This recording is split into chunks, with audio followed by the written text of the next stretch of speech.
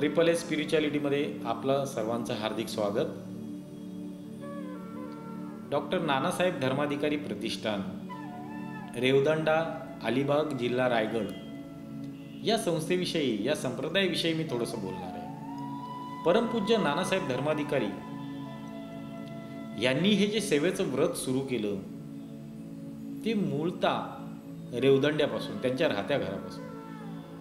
अध्यात्मातूनच समाजाची सेवा होईल, समाज सुधरेल अशी यांची धारणा होती. आणि आजही तीच परंपरा जागोजागी चालू आहे. पूर्ण देश विदेशामध्ये यांचे अनुयायी आहेत. पूर्ण देश विदेशामध्ये यांचे सत्संग चालतात. या सत्संगांना बैठक असं म्हटलं जातं. ह्या संस्थेचे, ह्या संप्रदायाचे साधक स्वतःला दास म्हणवतात. ज्यावेळी हे साधक एकमेकांना भेटतात त्यावेळी हाय, हॅलो असं नाही बोलत. ते एकमेकांना भेटल्यानंतर आदराने म्हणतात जय सद्गुरू, जय सद्गुरू. म्हणजे भेटल्यानंतर एकमेकांनी सद्गुरूचा आदर केला पाहिजे, सद्गुरूचा जय जयकार केला पाहिजे, सद्गुरूचं स्मरण केलं पाहिजे. हे यांच्या कृतीतून दिसतं, ते दाखवून देतात. अनेक साधक तुम्ही पाहाल, अनेक साधकांच्या द्वारे हे जे सेवा कार्य चालू आहे फार इफेक्टिव्ह आहे. साधक ही खूप नम्रतेने व्यवहार करत असतात, लोकांशी प्रेमाने बोलणे. विशेष म्हणजे निर्व्यसनी समाज निर्माण करणं हे संस्थेचा मुख्य उद्देश आहे. समाजाने प्रगती तर करावीच, पण त्याबरोबर त्याची मानसिक जडणघडणही झाली पाहिजे, चांगल्या प्रकारे झाली पाहिजे, चांगल्या विचाराने ती जडणघडण झाली पाहिजे. यासाठी यांचं विशेष लक्ष असतं. आज गुरुवर्यांची परंपरा, त्यांचे चिरंजीव आप्पासाहेब धर्माधिकारी ही परंपरा पुढे चालवत आहेत. जागोजागी वृक्ष लागवड, वृक्ष संवर्धन ही मोहीम एक राबवली जाते. साप्ताहिक सत्संगांमध्ये स्त्री पुरुषांकरता बैठका असतात, तसेच लहान मुलांकरताही सुट्टीच्या दिवशी बैठका घेतल्या जातात. शाळेपासूनच जर मुलांना चांगले धडे मिळतील, मनाचे श्लोक ऐकायला मिळतील, मनाच्या श्लोकाचा अर्थ कळेल, तर त्यांना जीवनाचाही अर्थ कळेल.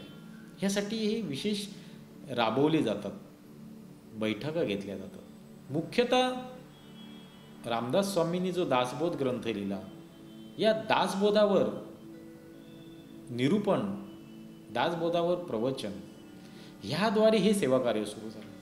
ह्याद्वारे ही जनजागृती सुरू झाली. गुरुवर्यांनी ही जनजागृती सुरू केली. दासबोधातील ज्ञान, शिकवण, नुसतं परमार्थ कसा करावा नाही, तर जीवन कसं जगायचं, संसार सुखाचा कसा करायचा ह्याचंही प्रबोधन केलं जातं. ह्याचीही शिकवण दिली जाते दासबोधाच्या आधारे. म्हणूनच आज देश विदेशात लाखो दास आहेत, संस्थेचे साधक आहेत, ज्यांना दास म्हणतात, जे स्वतःला दास म्हणून घेतात. अशा प्रकारे अविरतपणे संस्थेचं कार्य चालू आहे. फार सुंदर कार्य चालू आहे. जागोजागी साप्ताहिक सत्संग म्हणजे बैठका होतात. अनेक सामाजिक उपक्रम राबवले जातात. अंधश्रद्धेविरुद्ध जनजागृती केली जाते. अनेक विषयांवर मार्गदर्शन केलं जातं. अनेक समस्यांवर मार्गदर्शन केलं जातं. प्रत्येकाच्या वैयक्तिक अडचणीवरही बैठकीमध्ये मार्गदर्शन केलं जातं. तशीच एक वेगळी शिस्त आहे संस्थेमध्ये, संस्थेच्या साधकांमध्ये. कोणीही उठसूट रेवदंड्याला जात नाही.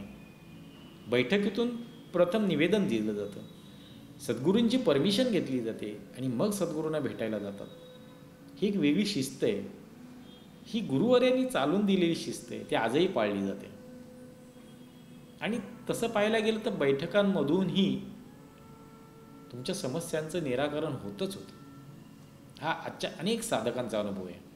म्हणून म्हणतो, एकदा बैठकीला जाऊन पहा, दासबोधावरचं प्रवचन, ती शिकवण ऐका, श्रवण करा. तुम्हालाही थोडीफार का होईना पण अनुभूती नक्कीच येईल. आणि तीच अनुभूती नंतर वाढवा, तोच आनंद नंतर वाढवा. ट्रिपल ए स्पिरिच्युअलिटीला आपण सबस्क्राईब करा आणि आपल्या प्रतिक्रिया आम्हाला अवश्य पाठवा. धन्यवाद.